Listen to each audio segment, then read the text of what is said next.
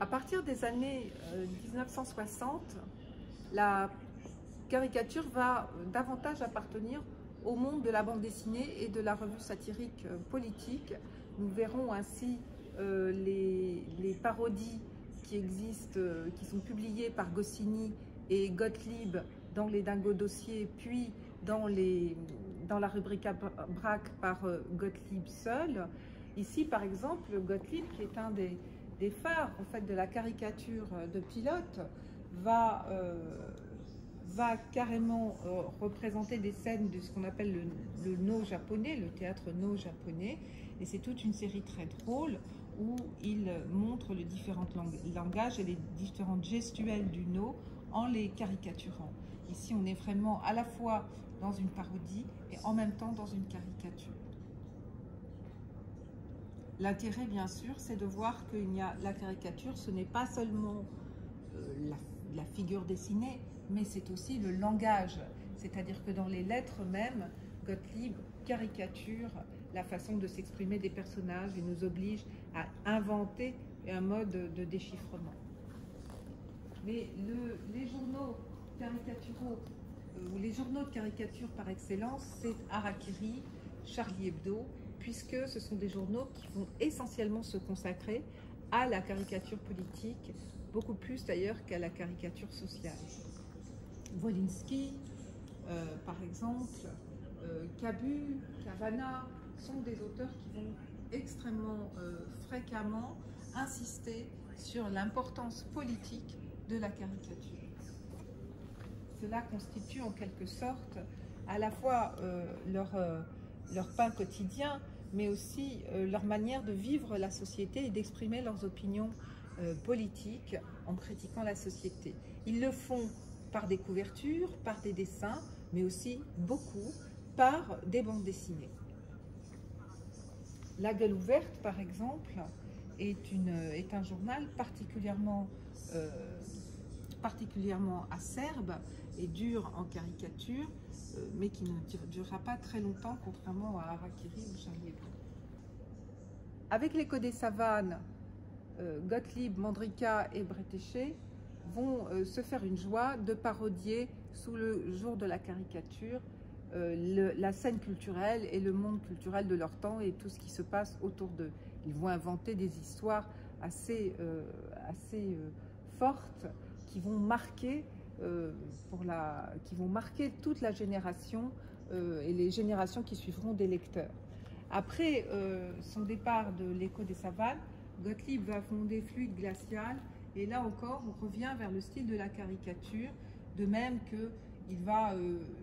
on voit aussi Les Bidochons de Christian Binet ou alors La famille des Grenets par Florence Sestac. On a toute une veine de caricaturistes qui travaillent sur le récit séquentiel, montrer une histoire drôle, montrer une situation familiale, une situation sociale, politique,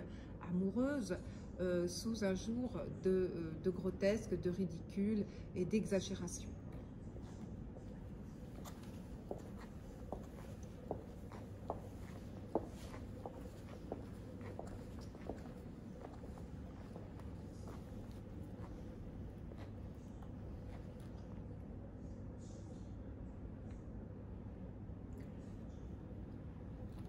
Des journaux comme Pilote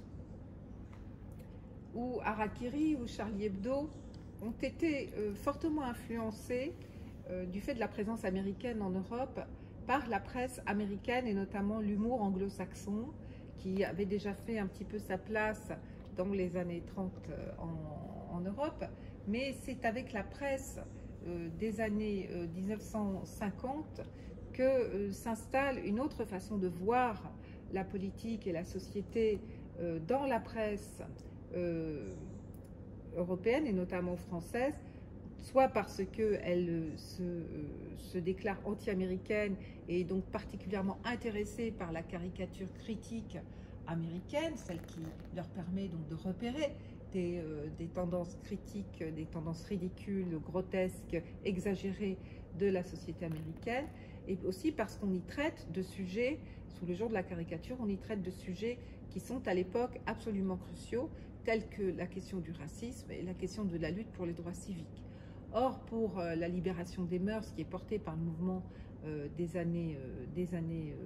la fin des années 60, mais quand même déjà à partir du début des années 60, on voit s'installer une contestation, eh bien le journal Mad est considéré comme fondateur d'une acidité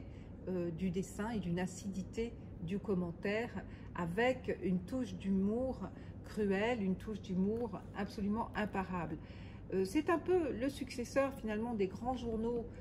du début du XXe siècle, tels que l'Assiette au beurre ou le Rire. Mais cela reste infiniment plus difficile parce que c'est après la Seconde Guerre mondiale et que donc on se questionne énormément sur la société. Ici, nous voyons comment la caricature, le grotesque, l'exagération va permettre de faire passer des messages de ridicule, des messages visuels en quelque sorte sur les excès de la société. Un type particulier de caricature, c'est l'autodérision, donc l'autocaricature en quelque sorte. C'est-à-dire qu'à partir des années 60, les auteurs se mettent en scène eux-mêmes, les artistes vont se dessiner leurs amis, dessiner le monde autour d'eux et leur vie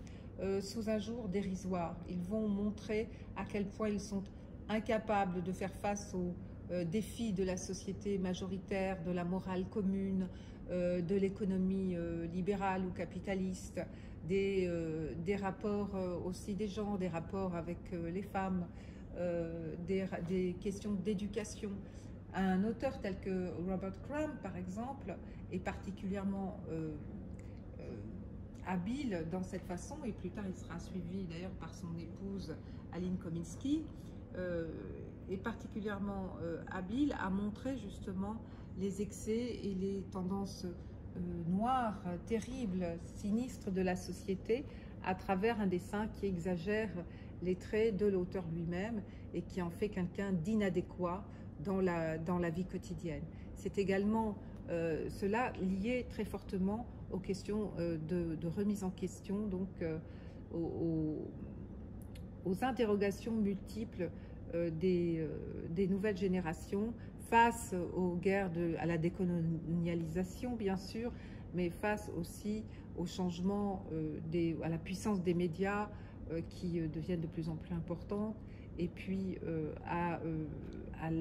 au côté insupportable de la morale ancienne en quelque sorte.